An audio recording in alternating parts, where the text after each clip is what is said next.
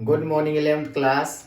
बच्चे आज एक नई यूनिट स्टार्ट करेंगे, यूनिट नंबर 7 बेटा। वो है प्रॉपर्टीज ऑफ बल्क मैटर। जल्दी से हेडिंग डालो बेटा, प्रॉपर्टीज ऑफ बल्क मटेरियल।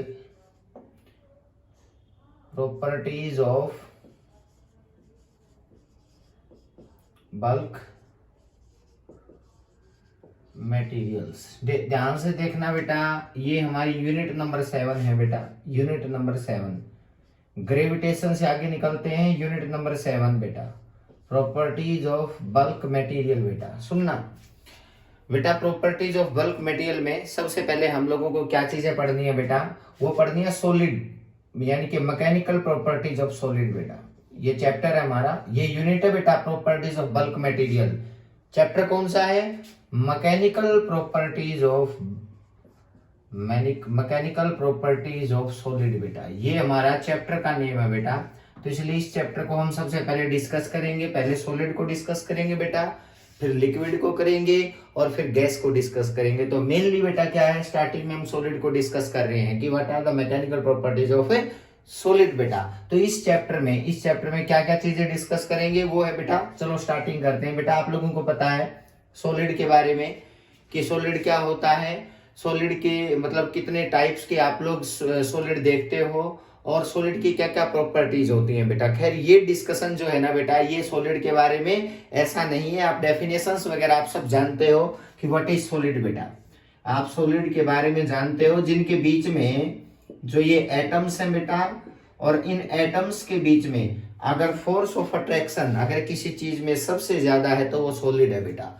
मतलब एटम्स के बीच में जो बॉन्डिंग क्रिएट होती है बेटा, तो याद रखना वो सबसे ज्यादा किसमें होती है, सॉलिड में होती है। तो मेन चीज क्या है बेटा कि अगर यहाँ पे मैं सॉलिड की बात करता हूं तो इसकी मैकेनिकल प्रॉपर्टीज है बेटा कि अगर मैं सॉलिड को ट्विस्ट करना चाह रहा हूं बेटा, कंप्रेस करना चाह रहा हूं, एलोंगेट करना चाह रहा हूं, तो उसके अंदर क्या क्या चीजें आएंगी और कैसे वो पॉसिबल होगा बेटा।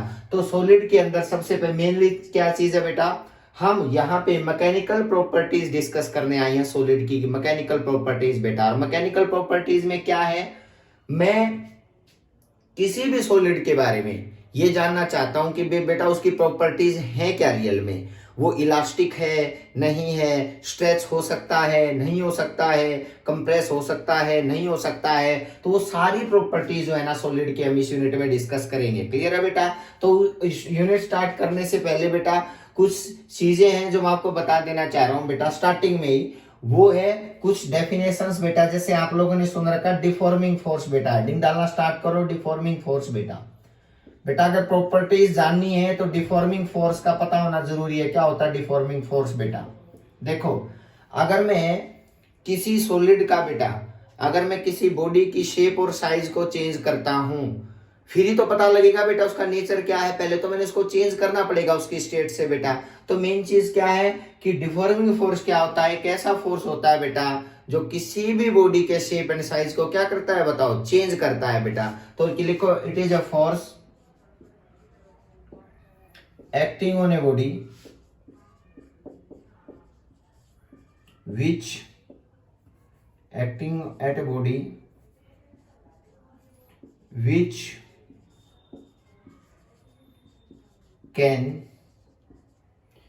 can change the shape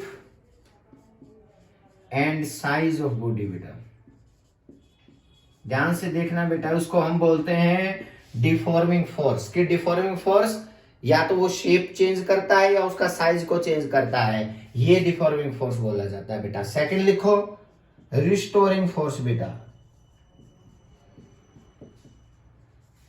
ये दोनों फोर्स इंपॉर्टेंट है, इसलिए बेटा इन चीजों को आप लोग याद रखोगे। बेटा याद रखना, अगर रिस्टोरिंग फोर्स क्या होता है, जो फोर्स कई बार बॉडी बेटा क्या है उसको चेंज होने से रोकती है। मतलब अगर मैं बॉडी को कंप्रेस करना चाहूंगा तो होना नहीं चाहेगी बेटा। जो याद रखना, अगर कोई फोर्स बेटा उसको वापस लेके आने की ट्राई करता है, किसी बॉडी को बेटा वापस लेके आने की ट्राई करता है, उसको बोलते हैं रिस्टोरिंग फोर्स। बेटा पहले मान लिया शेप एंड साइज चेंज हो गया बेटा बॉडी का, यहाँ पे फोर्स लगाया और ये बॉडी की शेप ऐसे बन गई बेटा यहाँ पे फोर्स लगाने से। अगर बेटा ये फोर्स जो आपको दिख रहा है ये है डिफॉर्मिंग फोर्स। बेटा डिफॉर्मिंग फोर्स बेटा, याद रखना।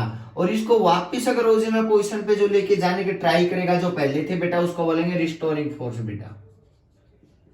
ध्यान से देखना, रिस्टोरिंग फोर्स। तो इसका मतलब क्या है बेटा, एक ऐसा फोर्स जो उसको ओरिजिनल पोजीशन पे वापस लेके जाने की ट्राई करता है, उसको बोलता है रिस्टोरिंग फोर्स बेटा। लिखो, it is a force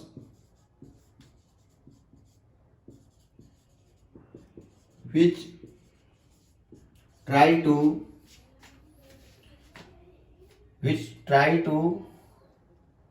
make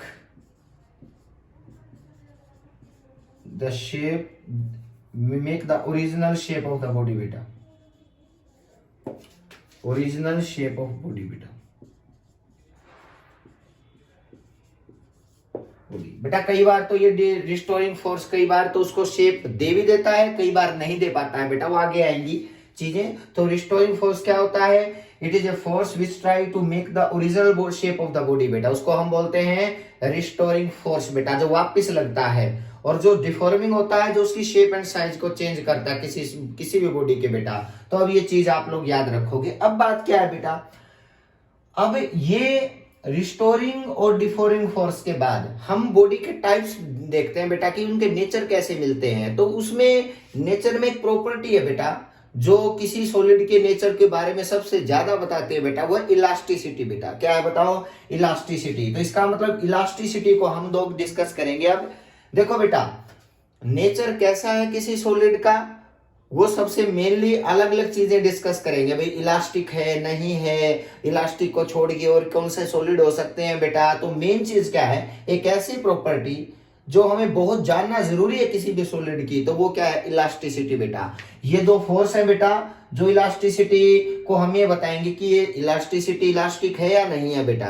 तो बोले इलास्टिसिटी की प्रॉपर्टी के बारे में इन फोर्स का होना बहुत जरूरी है बेटा। तो इसलिए मैंने सबसे पहले दो फोर्स डिफाइन कर दिए, डिफॉर्मिंग फोर्स और रिस्टोरिंग फोर्स बेटा। अब सुनो, इलास्टिसिटी होती क्या है, नाम तो आप लोगों ने बहुत बार सुन रखा है बेटा इलास्टिसिटी का। इलास्टिक नेचर क्या होता है, इलास्टिसिटी बेटा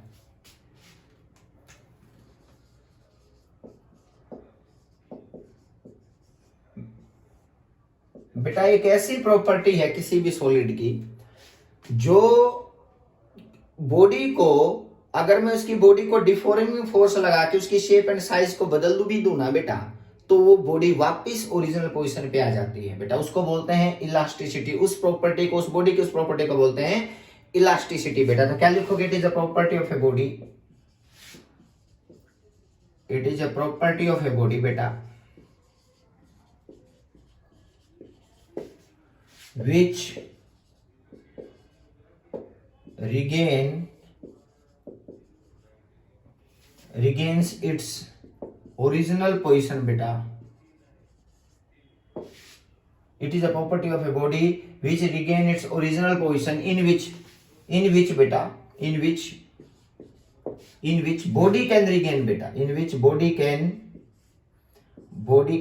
regain its ओरिजिनल पोजीशन बेटा। कब ओरिजिनल पोजीशन, आफ्टर बेटा, कब, आफ्टर रिमूविंग, जब क्या हटा दिया जाए, आफ्टर रिमूविंग डिफॉर्मिंग फोर्स बेटा। अगर बेटा जो जिस फोर्स ने उसकी शेप एंड साइज को चेंज किया है ना बेटा, अगर उसको हटा दिया जाए और वो बॉडी जो है वापस ओरिजिनल शेप में आ जाए, तो समझ जाना उस प्रॉपर्टी का, उस बॉडी को, उस प्रॉपर्टी को बोलते हैं इलास्टिसिटी बेटा। यानी कि it is the property of body in which body regain its original position after removing the deforming force बेटा। याद रखना, आप बहुत सारे एग्जांपल्स ले सकते हो, ऐसे रबर के, स्टील है, बहुत सारे हैं बेटा जो इस प्रॉपर्टी को ओबे करते हैं, इलास्टिसिटी को बेटा। बहुत सारे मटेरियल्स आप सराउंडिंग में देखते हो ना, रबर टाइप बेटा, वो सब इलास्टिसिटी है, मतलब इलास्टिक नेचर को ओबे करते हैं वो बेटा, कि अगर एक फोर्स लगाओगे वापस ओरिजिनल पोजीशन पे चले जाएंगे बेटा। तो वो सारे सॉलिड इलास्टिसिटी को ओबे कर रहे हैं, इट मींस बेटा। तो ठीक है, और वो बॉडी क्या बोली जाते हैं, इलास्टिक बॉडी बेटा। द बॉडी, इसे लिख दो, द बॉडी आर कॉल्ड बेटा, जो बॉडी ऐसा करती है ना उसको हम क्या बोलते हैं, body are called elastic body बेटा, उसको इलास्टिक बॉडी बोलते हैं बेटा, उस प्रॉपर्टी को इलास्टिसिटी बोलते हैं। अब सेकंड क्या है, एक प्रॉपर्टी और है जो सॉलिड के जानना बहुत जरूरी है, वो प्लास्टिसिटी बेटा, प्लास्टिसिटी। ये क्या है बताओ, ये एक ऐसी प्रॉपर्टी है जिसमें अगर मैं किसी बॉडी की शेप एंड साइज बदलता भी हूं ना बेटा, तो वो ओरिजिनल पोजीशन में नहीं आ पाती वापस। आप लोगों ने बहुत बार ऐसा देखा होगा, किसी सॉलिड को एक्सटेंड कर दो बेटा, वो वापस ओरिजिनल पोजीशन में जाता ही नहीं, उसमें परमानेंट डिफॉर्मेशन आ जाता है बेटा। तो उसका मतलब वो इलास्टिसिटी को बे नहीं करता बेटा। तो क्या लिखोगे? It is a property of a body बेटा।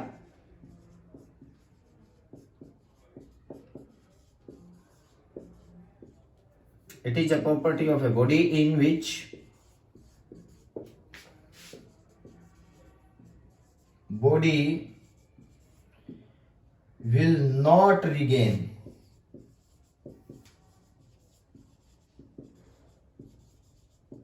its original position कब बेटा? After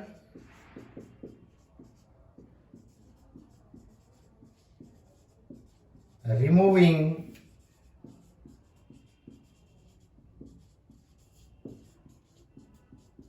deforming force. अगर डिफॉर्मिंग फोर्स को हटा भी लिया जाएगा ना बेटा, तो भी ये अपनी ओरिजिनल पोजीशन में नहीं आ पाते बेटा।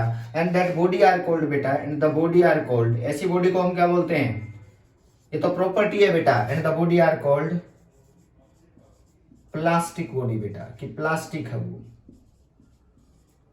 तो ये दो चीजें आप लोगों के लिए जाननी बहुत जरूरी है कि इलास्टिसिटी क्या होती है, प्लास्टिसिटी क्या होती है। और बेटा हर इलास्टिक बॉडी में कहीं ना कहीं प्लास्टिसिटी होती है बेटा, क्योंकि एक लिमिट तक अगर किसी चीज को एक्सटेंड करोगे ना, तब तक तो वो वापस चली जाएगी। लेकिन एक लिमिट से ज्यादा अगर किसी चीज को एक्सटेंड करोगे तो समझ जाना बेटा वो वापस नहीं जाएगी। तो वो प्रॉपर्टी प्लास्टिसिटी आ गई बेटा। तो पहले तो इलास्टिक होती है बॉडी, फिर क्या बन जाती है? प्लास्टिक बन जाती है। तो इलास्टिक और प्लास्टिक, एक बॉडी दोनों प्रॉपर्टी को एक साथ ओबे कर सकती है। तो आप लोग इस चीज को नोट करोगे बेटा। इसके एग्जांपल्स आप कोई भी ले सकते हो। इसके एग्जांपल्स में आपको ऐसी जनरल लाइफ में बहुत सारी चीजें आपको मिलती हैं कि जो एक बार जब फोर्स को रिमूव कर देते हैं एक लिमिट तक, तो बेटा वो वापस चली जाती है। लेकिन जैसे ही एक लिमिट को क्रॉस करेगी वो एक्सटेंशन, समझ जाना बेटा वो बॉडी जो है ना बेटा क्या होगी बताओ? वापिस से नहीं जा पाती बेटा, उसमें एक परमानेंट डिफॉर्मेशन आ जाता है बेटा। तो लिख लो बेटा इन प्लास्टिसिटी, एक लाइन लिखो बेटा, इन प्लास्टिसिटी ए परमानेंट डिफॉर्मेशन बेटा will produce in plasticity permanent deformation will produce बेटा, याद रखना है बात। अब आगे क्या है? प्लास्टिक बॉडी पता चल गया, इलास्टिक बॉडी, उनकी प्रॉपर्टी इलास्टिसिटी, और क्या है बताओ? प्लास्टिसिटी बेटा, याद रखना। ऐसा कब होता है? देखो बेटा अगर मैं बात करता हूं बहुत इंपॉर्टेंट चीज क्या है बेटा, एक डेफिनेशन है वो है स्ट्रेस। याद रखना बेटा स्ट्रेस रियल में होता क्या है? डेफिनेशन सुनो बेटा स्ट्रेस की। बेटा आप लोग रिस्टोरिंग फोर्स के बारे में जानते हो, डिफॉर्मिंग फोर्स के बारे में जानते हो। याद रखना अगर रिस्टोरिंग फोर्स अगर पर यूनिट एरिया पे लगता है ना बेटा, the restoring force acting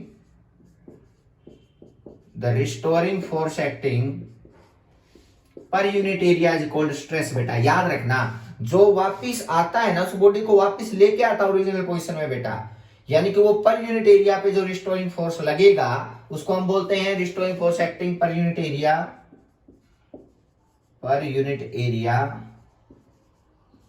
is called stress. याद रखना बेटा ये बात। ये स्ट्रेस की डेफिनेशन याद है। किसी बॉडी की इलास्टिसिटी चेक करनी है, प्लास्टिसिटी चेक करनी है, तो बेटा स्ट्रेस का होना जरूरी है, उसका ये पता चलना। और याद रखना रिस्टोरिंग फोर्स उतना ही लगेगा जितना डिफॉर्मिंग फोर्स लगाया था। यानी कि किसी बॉडी को चेंज करने के लिए, शेप चेंज करने के लिए जो फोर्स लगाया जाता है ना बेटा, उतना ही वापस बॉडी अगर ओरिजिनल पोजीशन में आएगी तो उतना ही लगाएगी बेटा। तो इसका मतलब कई बुक्स में आपके क्या लिखा मिलेगा बताओ? डिफॉर्मिंग फोर्स भी लिखा मिलेगा। तो मैंने रिस्टोरिंग फोर्स लिख दिया, आप डिफॉर्मिंग फोर्स भी कह सकते हो कि जितना बॉडी के शेप एंड साइज को बदलने में फोर्स लगाओगे उतना ही वो ओरिजिनल पोजीशन में वापस आने के लिए लगाएगा बेटा। तो ये आप लोग याद रखोगे।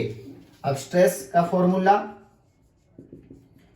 रिस्टोरिंग फोर्स अपर यूनिट एरिया बेटा, यानी कि एक यूनिट एरिया के ऊपर कितना ये फोर्स लगता है? F बाई ए।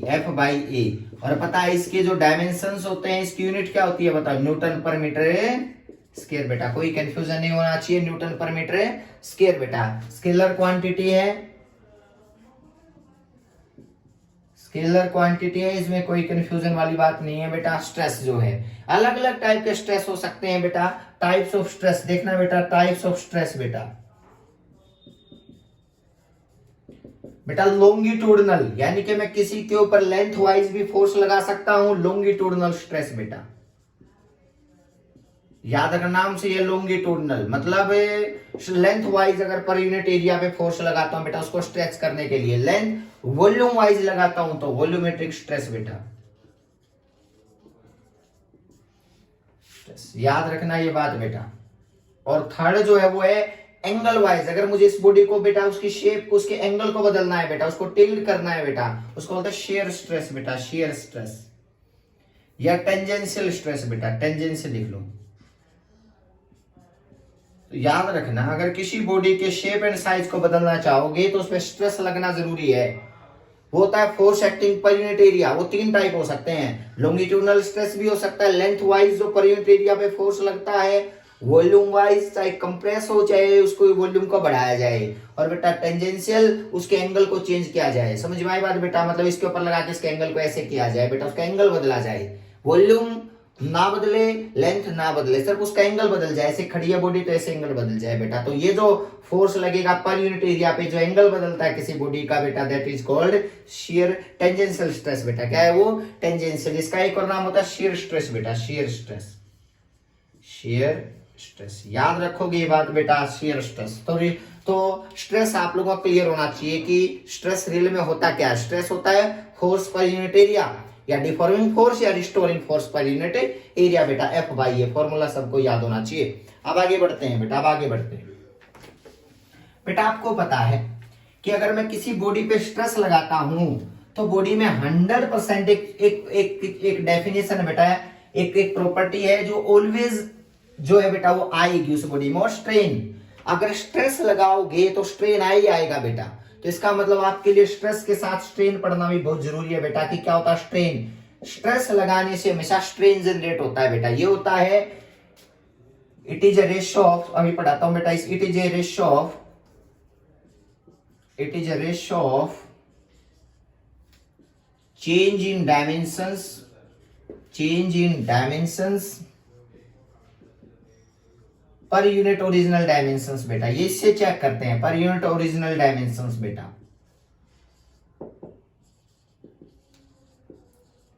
अगर बेटा ये ऑलवेज स्ट्रेस स्ट्रेन जो है ना बेटा, वो डायमेंशंस में कितना बदलाव लेके आता, वो अपन ओरिजिनल पहले कितना था। डायमेंशंस होते हैं लेंथ, एरिया, वॉल्यूम, उनसे जुड़ा है बेटा। तो चेंज इन डायमेंशन, स्ट्रेन को का फॉर्मूला आज के बाद याद रखना है बेटा। ये होता है चेंज इन डायमेंशंस,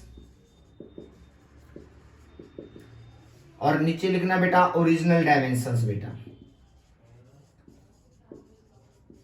ठीक है, याद रखना स्ट्रेन की अपनी कोई यूनिट नहीं होती है बेटा। Strain is a unitless quantity, strain is a unitless quantity बेटा। ये आप लोग याद रखोगे। इसके टाइप हैं, जैसे स्ट्रेस के थे टाइप ऑफ स्ट्रेन बेटा, इसके भी वही है अलग। फर्स्ट है बेटा लॉन्गिट्यूडनल स्ट्रेन। अगर लॉन्गिट्यूडनल स्ट्रेस लगेगा तो स्ट्रेन भी वहीं आ सकता है। लॉन्गिट्यूडनल स्ट्रेन बेटा अलग अलग डिफाइन करूंगा इनको। स्ट्रेन बेटा जो सेकंड है वो वॉल्यूमेट्रिक स्ट्रेन बेटा। इस ये यहां भी स्ट्रेन आ सकता है क्योंकि वॉल्यूमेट्रिक स्ट्रेस से आएगा बेटा। थर्ड क्या है? शेयर स्ट्रेन बेटा, शेयर स्ट्रेन। ये बात याद रखना बेटा, longitudinal strain, volumetric strain, shear strain बेटा। अगर लेंथ वाइज अगर चेंज आएगा लॉन्गिट्यूडनल, वॉल्यूम वाइज चेंज आएगा वॉल्यूमेट्रिक, एंगल वाइज आएगा शेयर बेटा। क्लियर है बात? आप लोगों को क्लियर होनी चाहिए बेटा। ये टाइप्स ऑफ स्ट्रेन है, इनको अलग अलग डिफाइन करूंगा। इनको अलग अलग क्या करूंगा बताओ? डिफाइन करूंगा नेक्स्ट लेक्चर के अंदर कि इनको अलग अलग डिफाइन कैसे करते हैं। क्लियर है बेटा? Thank you so much.